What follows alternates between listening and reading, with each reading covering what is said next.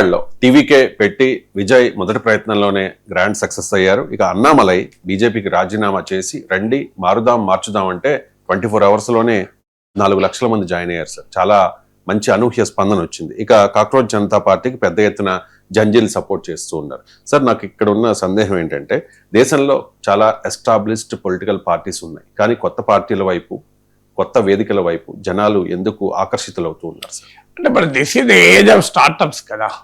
మీకు ఇప్పుడు అంతా స్టార్ట్అప్ల కల్చర్. ఇప్పుడు మీరు బ్రాడ్వేకి వెళ్ళండి, బ్రాడ్వేలో వెళ్తే అన్ని స్టార్ట్అప్స్ ఉంటాయి అక్కడ. మీకు షర్ట్స్ కూడా, నేను కూడా ఈ మధ్య వెళ్ళి షర్ట్స్ కొనుక్కొని వచ్చాను. సో ఆడ స్టార్ట్అప్ల మీటింగ్లు, నిన్న కూడా ఒక ఈవెంట్ జరిగింది. Startup I think Rana promote చేసింది అనుకుంటారు బ్రాడ్వే. సో రానా దగ్గర పార్టీ. సో ఇది మంచి ఎఫర్ట్ అది, ఎందుకంటే స్టార్ట్అప్లను ఎంకరేజ్ చేయడం. సో స్టార్ట్అప్లే ఉన్న మాల్స్ కూడా వస్తున్నాయి ఇప్పుడు. ఆ మాల్స్ లో అన్ని స్టార్ట్అప్లే ఉంటాయి. So startup is a culture now. So అందువల్ల రాజకీయాల్లో కూడా అప్పుడు ఎకనామిక్స్ లో స్టార్ట్అప్స్ వచ్చినప్పుడు పాలిటిక్స్ ఎందుకు రావండి? ఇది ఏజ్ ఆఫ్ పొలిటికల్ స్టార్ట్అప్స్. మీకు ఎందుకు వస్తున్నాయంటే, ఒకటి డిసెంచాంట్మెంట్ విత్ ఎగ్జిస్టింగ్ పొలిటికల్ సిస్టమ్.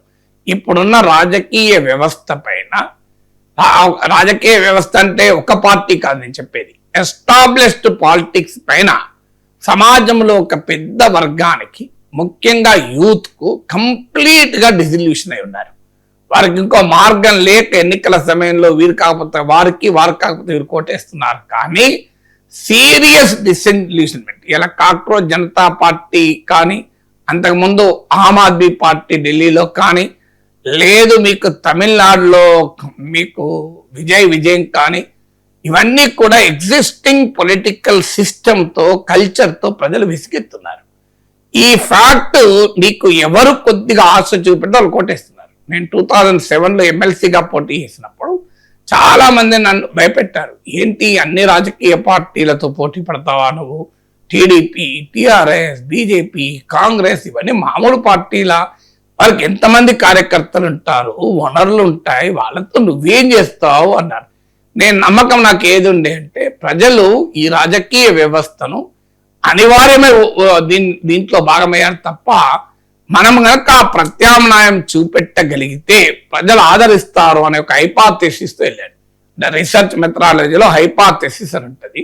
ఆ హైపాథెసిస్ తో నువ్వు పరిశోధన మొదలు పెడతావు. పరిశోధనలో హైపాథెసిస్ రైట్ అని ప్రూవ్ కావచ్చు, రాంగ్ అని కూడా ప్రూవ్ కావచ్చు. నేను ఆ హైపాథెసిస్ తో పొలిటికల్ ఎక్స్పెరిమెంట్ మొదలు పెట్టాను. ఆ ఎక్స్పెరిమెంట్ అపూర్వ స్పందనతో 56 మంది పోటీ చేస్తే అన్ని రాజకీయ పార్టీలు ఓడించి ఇండిపెండెంట్ గెలిచారు. ఏంటది? What does it indicate? నా హైపోథెసిస్ ప్రూవ్ అయింది. అంటే ఎందుకు 2007కి ఇంకా ఆమ్ ఆద్మీ పార్టీ కూడా రాలే, మీకు గుర్తుందండి. అంటే ఈ 20 ఏళ్ళ అనుభవం చెప్పాను నేను. 2007లో నా అనుభవం చెప్పాను, ఆమ్ ఆద్మీ పార్టీ ఎక్స్పెరిమెంట్ చెప్పాను, తర్వాత విజయ్ ప్రభావం చెప్పాను, తర్వాత కాక్రోచ్ జనతా పార్టీ ఫినామినన్, ఇప్పుడు అన్నామలై ఫినామినన్. ఇవన్నీ కూడా ఏం తెలియజేస్తోంది?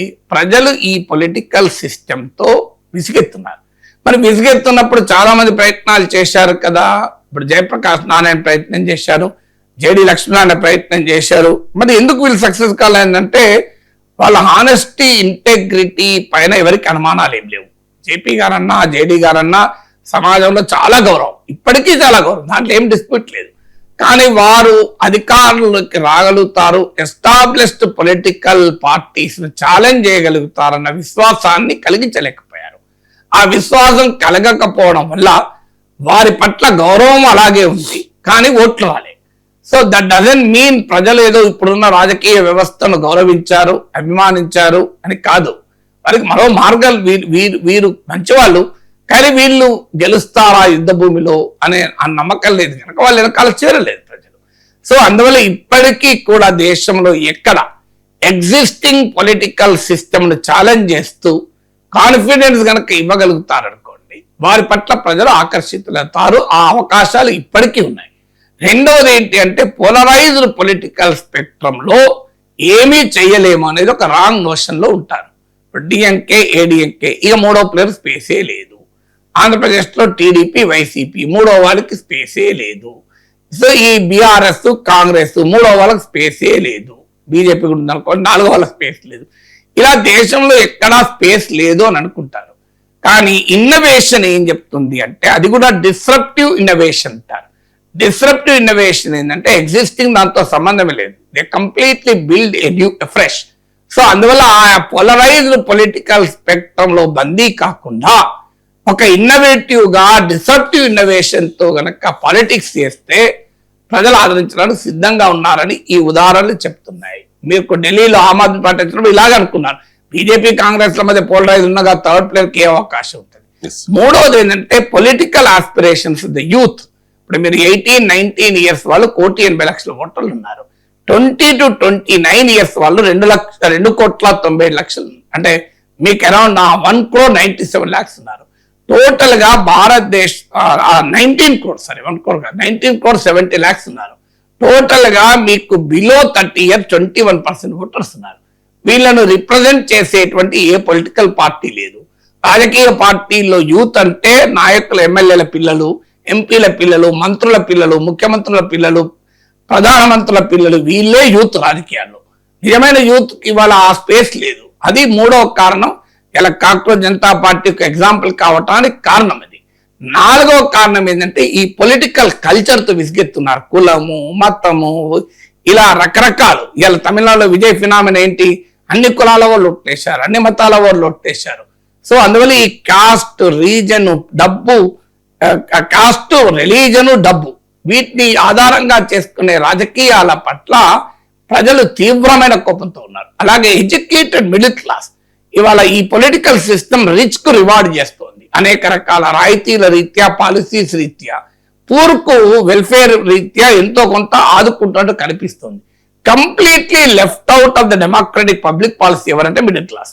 సో అందువల్ల మీకు ఆమ్ ఆద్మీ పార్టీకి మిడిల్ క్లాసే ఓటేశారు, విజయ్ కి ఎడ్యుకేటెడ్ మిడిల్ క్లాసే ఓటేశారు, కాక్రోచ్ జనతా పార్టీ మూవ్మెంట్ లో కూడా మీకు ఎడ్యుకేటెడ్ మిడిల్ క్లాస్ ఉన్నారు, ఇండియా అగెన్స్ట్ కరప్షన్ మూవ్మెంట్ లో ఎడ్యుకేటెడ్ మిడిల్ క్లాస్ ఉన్నారు.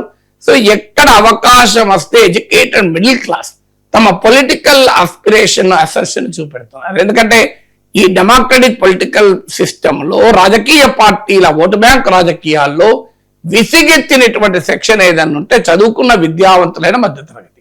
సో వారు తీవ్రమైనటువంటి వ్యతిరేకతతో ఉన్నారు. దీనికి తోడు టెక్నాలజీ ప్రభావంతో ప్రజలను చేరుకోవడం సులభమైంది. ఒకప్పుడు మీకు డబ్బులుంటే, పెద్ద పెద్ద టీవీ ఛానల్ ఉంటే, పెద్ద పెద్ద పత్రికలు ఉంటేనే నువ్వు సమాజంలో ఉన్న ప్రజలు చేరుకోవచ్చు. ఇవాళ చాలా సులభంగా మీరు అన్నట్లు అన్నామలై సింపుల్ గా 4 లక్షలు, cockroach Janata party, Bharatiya Janata party మించిన ఇన్స్టాగ్రామ్ ఫాలోయింగ్ వచ్చింది. అందువల్ల ఎవరైనా పొలిటికల్ స్టార్ట్అప్ పెడితే ఒకప్పట్లాగా నాకు కార్లు ఎన్ని ఉన్నాయి, డబ్బులు ఎన్ని ఉన్నాయి, టీవీలు నాకు సపోర్ట్ చేస్తాయి, ఆ పేపర్లు ఏది అవసరం లేదు. నీ క్రియేటివ్ మైండ్ ఉంటే you can reach out to the millions and millions of people without any money. ఒక్క పైసా ఖర్చు లేకుండా కోట్లాది ప్రజలకు చేరుకునే అవకాశం డిజిటల్ టెక్నాలజీస్ ఇచ్చింది. సో అందువల్ల వీటి వల్ల కూడా ఇవాళ ప్రజలు అవకాశం ఎడ్యుకేట్ అయిపోతున్నారు, ఎంపవర్ అవుతున్నారు. విలేజ్ లో ఉన్న ఇల్లిటరేట్ కూడా రాజకీయాలు అర్థమవుతున్నాయి. సో అందువల్ల ఆ రకమైనటువంటి క్రియేటివిటీతో ఎవరు పొలిటికల్ స్టార్ట్అప్ పెట్టినా ఖచ్చితంగా సక్సెస్ అవుతారు. ఇది మీరు ఆ సాహసం చేయాలి, ఆ ధైర్యం చేయాలి. ఆ ధైర్యం సాహసం చేసే ఎన్టీ రామారావు ఆ రోజుల్లోనే సక్సెస్ అయ్యారు కదా. ఈ రోజు విజయ్ సక్సెస్ అయ్యారు, అరవింద్ కేజ్రీవాల్ సక్సెస్ అయ్యారు, అన్నామలైకుడు ఈ స్పందన వస్తుంది, కాక్రోచ్ జనతా పార్టీ కూడా స్పందన రావడానికి కారణం అది. లేదు మేము ఈ రాజకీయ సాంప్రదాయవాదం పొలిటికల్ కన్సర్వేటిజం లో కొనుక్పోయి ఉంటామంటే అది అవకాశాలు ఉండవు. అందువల్ల this is an age of opportunity. ఇది అవకాశాల యుగం. ఇది నీవు 2 చేతుల అవకాశాలను అందిపుచ్చుకోవాలి.